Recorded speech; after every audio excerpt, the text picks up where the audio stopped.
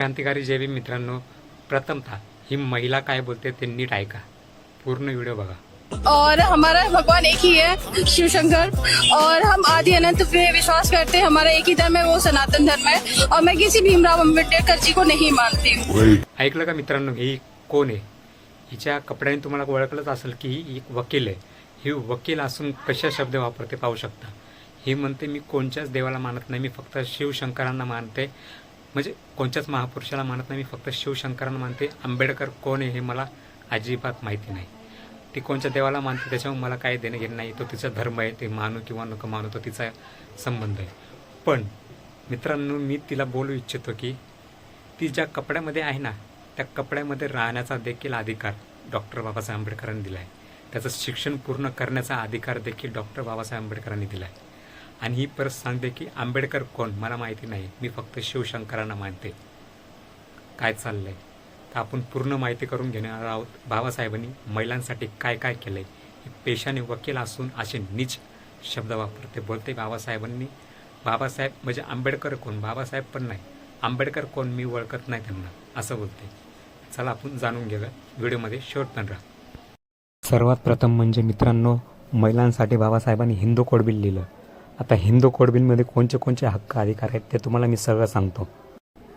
बाबासाहेबांनी हिंदू कोड बिलमध्ये सगळ्या स्त्रियांना शिक्षणाचा अधिकार दिला।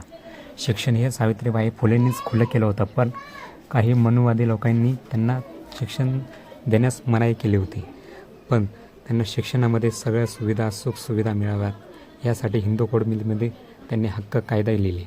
मेटर्निटी बेनिफिट ॲक्ट 1961 म्हणजे मातृत्व लाभ कायदा 1961। आता हे काय असतं, जे आपण स्त्रिया गर्भवती राहतात तर त्यांना प्रेग्नन्सी झाल्यानंतर त्यांना 6 महिने सुट्टी ही कायद्यानुसार भेटली पाहिजे। हा कायदा बाबासाहेबांनी तयार केला आहे महिलांसाठी। तर पुरुषांच्या खांद्याला खांदा लावून शिक्षण करण्याची संधी मिळाली, काम करण्याची संधी मिळाली। हे कोणामुळे झालं? फक्त आणि फक्त हिंदू कोड बिल आणि संविधानामुळे। संविधान कोणी लिहिलं? डॉक्टर बाबासाहेब आंबेडकरांनी। तरी हे मनुवादी लोक म्हणतात की मी आंबेडकराला मानत नाही, आंबेडकर कोण आहे? पाहू शकता, ही स्त्री असून आहे अशी बोलते। परत जे स्त्रीसाठी होतं चूल आणि मूल, मनुस्मृतीनुसार चूल म्हणजे काय? फक्त स्वयंपाक करायचा आणि घरची कामं सांभाळायची, आणि मुलं म्हणजे मुलं सांभाळायची आणि मुलं पैदा घालायची, फक्त आणि फक्त। आणि दुसरा काय कायदा होता मनुस्मृतीमध्ये? स्त्री फक्त ही संभोगाच्या लायकीची आहे, तिला घराच्या बाहेर पाठवू नका, ती त्या लायकीची नाही, बाहेर जाण्याच्या लायकीची। एवढे भयानक कायदे मनुस्मृतीमध्ये होते। पण त्या सगळ्या कायद्याला ठुकर देऊन महात्मा ज्योतिराव फुले, सावित्रीबाई फुले आणि डॉक्टर बाबासाहेब आंबेडकर यांनी स्त्रियांसाठी एवढे चांगले कायदे केले। स्त्रियांसाठी शिक्षण कोणी जर मोकळं केलं असेल तर ते महात्मा ज्योतिराव फुले आणि माता सावित्रीबाई फुले यांनी केलं। पण स्त्रियांना जसं पुरुषांना हक्क अधिकार आहेत तसं स्त्रियांनाही हक्क अधिकार मिळावेत यासाठी डॉक्टर बाबासाहेब आंबेडकरांनी हिंदू कोड बिल लिहिलं। आणि हे स्त्रियांसाठी काहीतरी व्हावं याची भावना बाबासाहेबांच्या मनामध्ये कोणी टाकली माहिती का? माता रमाई, जी 9 कोटीची आई असते, माता रमाई, जी डॉक्टर बाबासाहेब आंबेडकरांची पहिली पत्नी होती, त्यांनी सांगितलं की तुम्ही पुरुषांसाठी, आपल्या समाजातील पुरुषांसाठी खूप काही केलं, थोडं काही महिलांसाठीही करा। तर बाबासाहेबांनी हे केलं महिलांसाठी, हिंदू कोड बिल लिहिलं। आणि जे मतदानाचा अधिकार आहे ना मित्रांनो, सगळ्यात महत्त्वाचा मतदानाचा अधिकार, जो बाहेर देशामध्ये अमेरिकेसारख्या देशामध्ये मतदानाचा अधिकार मिळवण्यासाठी त्यांना आंदोलनं करावी लागली, तेव्हा त्या स्त्रियांना मतदानाचा अधिकार मिळाला। पण इथे भारत देशामध्ये तुम्हाला ना आंदोलन करण्याची गरज पडली, ना मोर्चे काढण्याची गरज पडली, काहीच केलं नाही, तरीही तुम्हाला डॉक्टर बाबासाहेब आंबेडकरांनी मतदानाचा अधिकार दिला। आणि तेही अंबानी असो किंवा रस्त्यावरचे भिकारी का असेना, सगळ्यांना समानतेचा अधिकार दिला मतदानाचा। तरी तुम्ही म्हणता की आंबेडकर कोण? बाबासाहेबांनी एवढं काय केलं स्त्रियांसाठी ते सांगायला बसलो ना तर कमी पडेल। 6 महिन्याची सुट्टी तर मिळतेच, प्रति 6 महिन्याची भर पगार पण मिळते 6 महिन्याची घरी बसून तुम्हाला मुलांना सांभाळायसाठी, तुमचं घर चालवण्यासाठी। एवढी सगळी सुविधा बाबासाहेबांनी केली। आणि परत म्हणतात काय, आंबेडकर कोण आणि काय केले त्यांनी आमच्यासाठी? आणि त्यांच्या महिलांसाठी काय काय केलं हे सांगायला बसलो ना, हा व्हिडिओ 1-2 घंट्याचा होईन एवढं सांगता येईल। पण असो, ज्यांना बाबासाहेबांचे उपकार मान्य, त्यांनी वाचले बाबासाहेबांना, ते कसेही बाबासाहेबांना मानतीलच, त्यांचे विचार मानतील आणि नाही मानलं तरी काही हरकत नाही. जग मानते बाबासाहेबांना, त्यांच्या विचारांना. कारण 152 देशामध्ये त्यांची जयंती साजरी केली जाते. ती उगाच साजरी केली जात नाही. त्या माणसाने काहीतरी महान कार्य केले ना, त्यामुळे त्या मानवाची जयंती 152 देशामध्ये, भारत देशामध्ये तर होतेच आणि तिथं होणारच, पण 152 देशामध्ये बाबासाहेबांची जयंती होते. आणि जगामध्ये सगळ्यात जास्त पुतळे जर कोणाचे असतील आणि स्मारकं जर कोणाचे असतील तर ते म्हणजे डॉक्टर बाबासाहेब आंबेडकर यांचे आहे. प्रत्येक जगामध्ये कुठेही जगाच्या कानाकोपऱ्यामध्ये कुठेही जा, डॉक्टर बाबासाहेब आंबेडकर तुम्हाला 100% दिसतील म्हणजे दिसतील. त्यांचा पुतळा तुम्हाला 100% दिसेल म्हणजे दिसेल. तर मित्रांनो आणि मैत्रिणींनो आणि भारत देशातील प्रत्येक जनतांनो, तुम्हाला मी सांगू इच्छितो हात जोडून, बाबासाहेबांना हे जातीपुरतं ठेवू नका. बाबासाहेबांनी सगळ्या समाजासाठी तर केलेच, पूर्ण देशासाठी कार्य केलं आहे.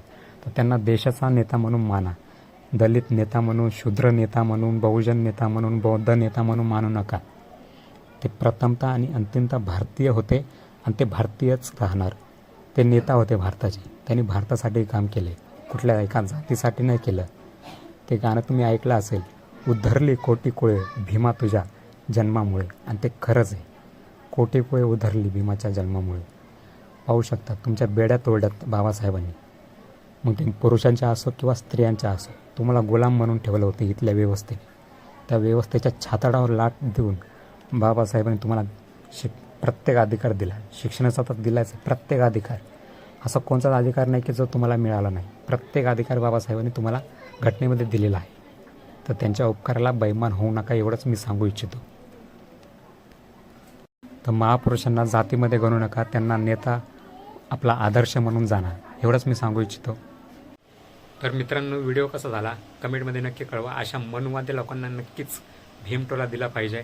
आताच जो बाबासाहेबांचा अपमान करायचा, बोलायचा की संविधान हे BN रावनी म्हणजे BN रावने लिहिलं, बाबासाहेबांनी नाही लिहिलं, त्याला आताच आतमध्ये टाकलेलं आहे. आणि बाबासाहेबांचा फोटो जाळणारे ते 4 जण, म्हणजे एकूण 4 जण हे जेलमध्ये गेलेले आहेत ह्या मिश्राला पकडून.